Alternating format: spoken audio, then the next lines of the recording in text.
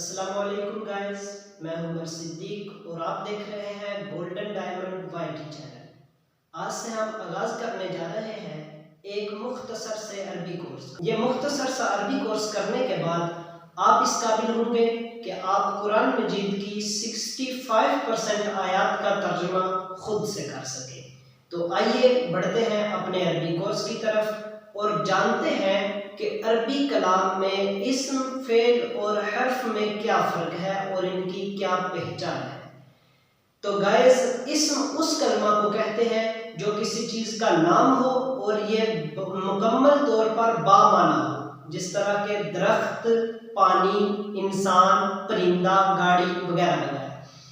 اس کے بعد فعل اس کلمہ اور اس لفظ کو کہتے ہیں جو با معنی بھی ہو اور اس میں کسی زمانہ میں کسی کام کے ہونے یا کیے جانے کا اظہار ہو، جس طرح کہ اس نے کھانا کھایا، اس نے پانی پیا، وہ فلاں جگہ پر گیا، یہ سب جانا آنا، یہ سب کیا ہے؟ یہ فعل ہے۔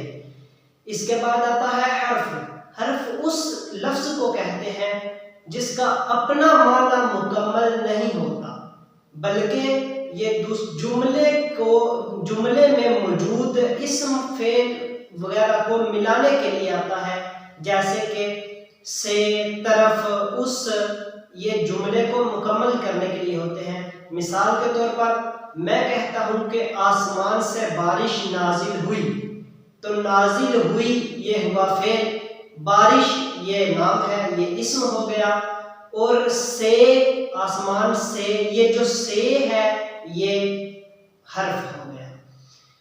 تو آج ہم سیکھیں گے کہ ہم اسم کی تثنیہ کس طرح بناتے ہیں۔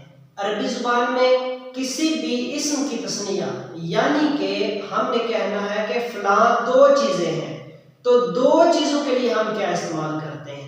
تو عربی زبان میں جب کسی اسم کے آخر پر ہم زبر اور الف نون لگا دیں تو اس کی تثنیہ بن جاتی ہے۔ مثال کے طور پر جنتن، یہ جنتن کا مطلب ہے ایک جنت، ایک باغ، ایک جنت۔ اب ہم نے اس کی بنانی ہے تثنیہ، تو ہم کیا کریں گے؟ ہم اس کے آخری حرف پر زبر لگائیں گے اور اس کے آخر پر الف اور نون لگا دیں گے، تو یہ بن جائے گا جنتان، جنتان بن گیا۔ تو جنتان کا مطلب ہوا دو جنتیں، جس طرح کہ قرآن مجید میں ارشاد ہے وَلِمَنْ خَافَ مَقَامَ رَبِّهِ جَنَّتَانِ، کہ جو شخص اللہ کے سامنے کھڑا ہونے سے ڈر گیا اس کے لیے اللہ کے ہاں دو جنتیں ہیں۔ اگر یہاں پر ہوتا جنتن تو اس کا مطلب ہونا تھا کہ ایک جنت، اب یہ جنتان ہے تو اس کا مطلب ہے دو جنتیں۔ اسی طرح ایک اور جگہ پر اللہ تعالیٰ نے ارشاد فرمایا بل یداہ مبسوطتان، مبسوطتن کہتے ہیں کھلے ہوئے کو، پھیلے ہوئے کو۔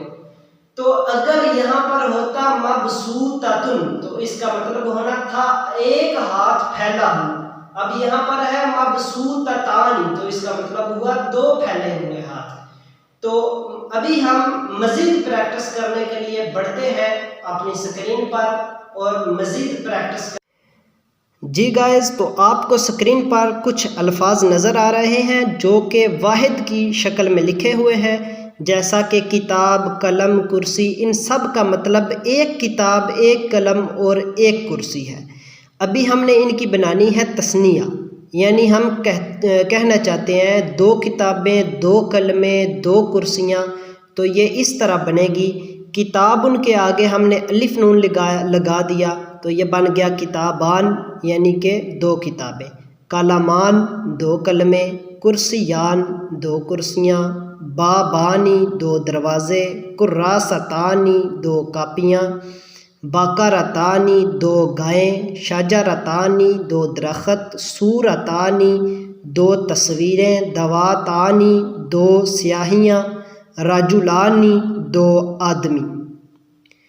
گائز، ایک بات یاد رکھیں کہ تثنیہ کا آخری نون جو ہے وہ ہمیشہ زیر والا ہوگا۔ تثنیہ کے آخر میں آنے والے نون پر پیش اور زبر نہیں آ